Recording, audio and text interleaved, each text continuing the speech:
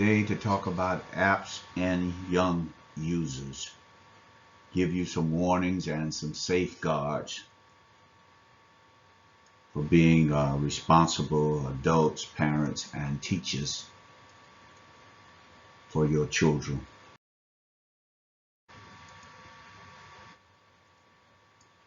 Our agenda for today is to inform parents of what is happening in the complicated digital world where children are concerned.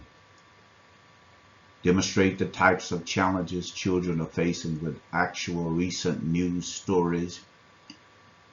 Express the importance of parental monitoring, parental involvement of any type influences online behavior, and parental involvement in a child's life may affect the youth's life online.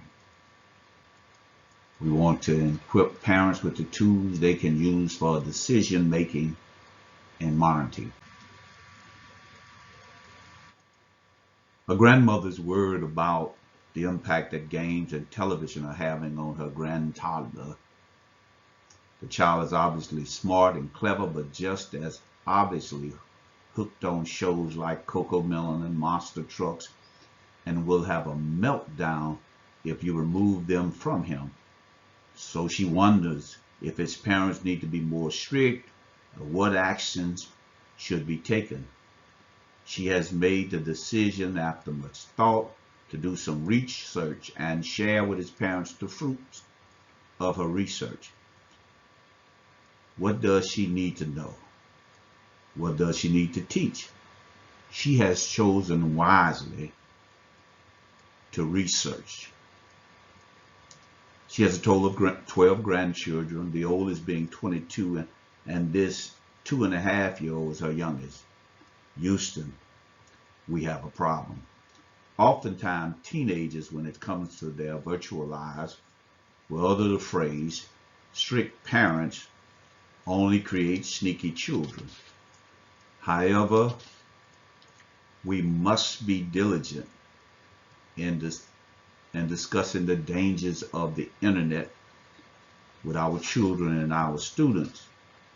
The internet is not the same as it was 5 years ago.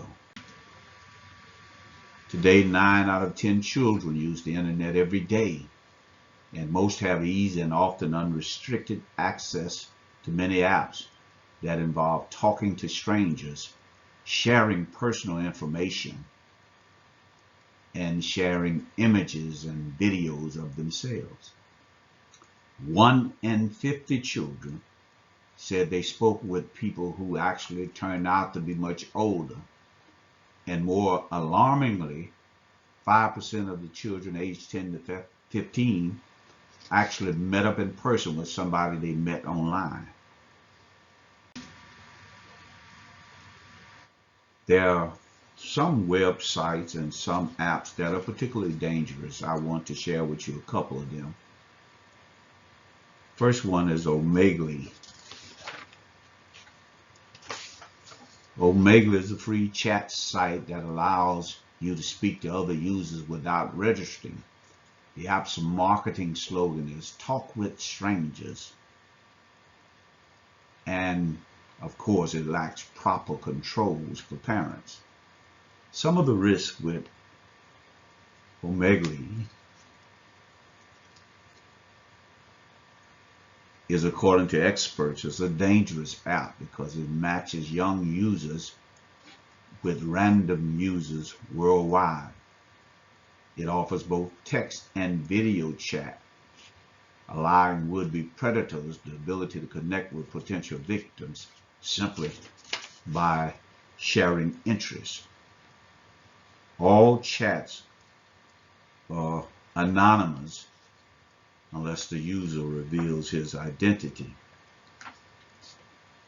Current news stories with this app shows that a recent stranger danger, kidnapping, and children's meeting with strangers they met online. The second app is House party.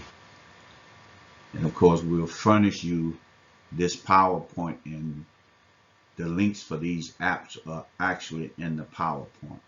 House Party is a video chatting app that allows friends to communicate with each other one-to-one or in groups up to 8 through live video and text and chat groups. Users can play games with people in that chat group. However, others can easily join the chat through third-party contacts, which are shared friends, etc. Some of the risks, of course, are House Party suggests one must be 13 plus to create an account, but there's no way of verifying age. It does not screen its participants and takes no action to prevent minors viewing inappropriate content. Users can also take screenshots. House Party's default settings are public, meaning friends or anyone else on the app can start a chat without accepting an invitation from guests. Recent news article from House Party shows a man in Texas who extorted multiple minors. He was sentenced to 60 years, and also shows financial sextortion. And finally, the last of our 3 apps is Telenym. It is an app marketed to teens whose mission is to help people become more social by alleviating anxiety, deepening relationships, helping people to understand themselves, others, and the world in general. Sounds good. However, Telenym's terms of use say users must be 13 plus, but the app is rated 17 plus on the App Store, so we don't know who can use this app or who should be using it. This app is said to encourage users to be open and honest, answering of questions all anonymously, which appears on the surface to be honorable. However, experts declare it enables cyberbullying and cruelty. Accounts are set to public by default, which means strangers can contact your child, and the app claims over 1 million daily users.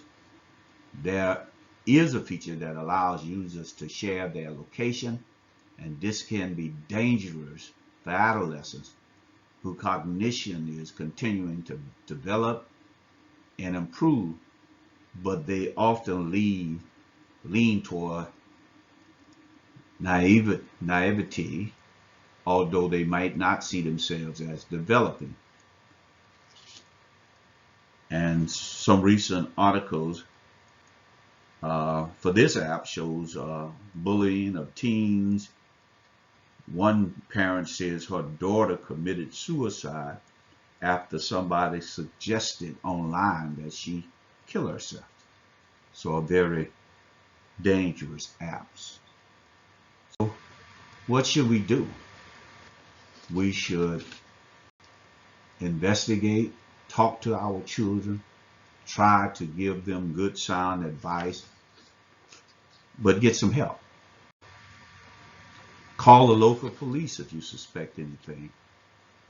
They're also providing you with contact to the Texas State Attorney General, the Honorable Ken Paxson, whose address is on the screen. Of course, we'll furnish you with a copy of this PowerPoint at your request. The FBI also, because cyberbullying and adults reaching out to minors is a crime. So contact the FBI, get some help. Finally, in closing,